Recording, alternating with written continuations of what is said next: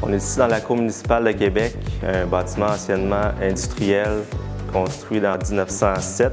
L'objectif principal, mais aussi un des plus grands défis, ça a été d'intégrer puis de mettre en valeur l'architecture existante du bâtiment pour pouvoir venir créer un nouveau bâtiment fonctionnel puis esthétique. Le bâtiment initial, c'est un bâtiment de briques, de maçonnerie massive, donc des murs porteurs en totalité. 6 ou 7 rangs de briques, dépendamment des secteurs, qui supportent le bâtiment au complet.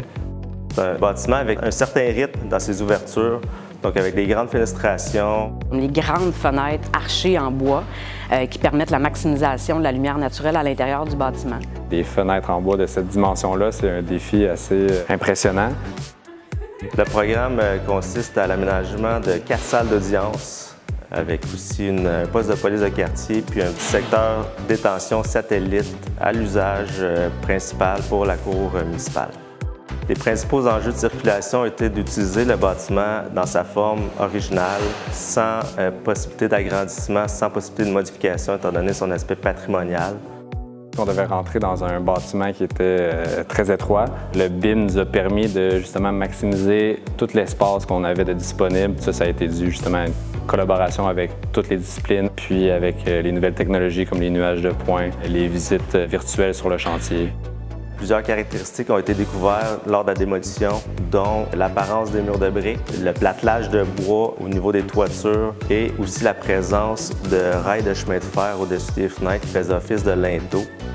On a découvert plusieurs artefacts sur le site, donc pour pouvoir les mettre en valeur puis aussi rendre hommage au site et au bâtiment, on a décidé de créer un espace muséologique pour les exposer, puis on a aussi agrémenté cet espace-là de plusieurs images historiques.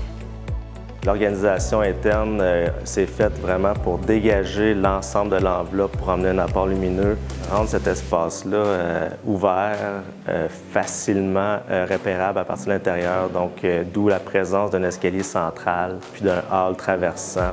On a décidé de jouer avec les contrastes. On a décidé d'utiliser des grandes plaques d'acier brut, du noyer, du granit. On a aussi utilisé de la céramique grand format avec un effet de pierre naturelle de couleur beaucoup plus claire. Puis on a aussi utilisé des grandes plaques de verre de couleur blanche pour pouvoir maximiser la réflexion de la lumière naturelle. Tout ça dans le but de créer un environnement qui est contemporain, qui est convivial, qui est prestigieux, mais qui est surtout intemporel.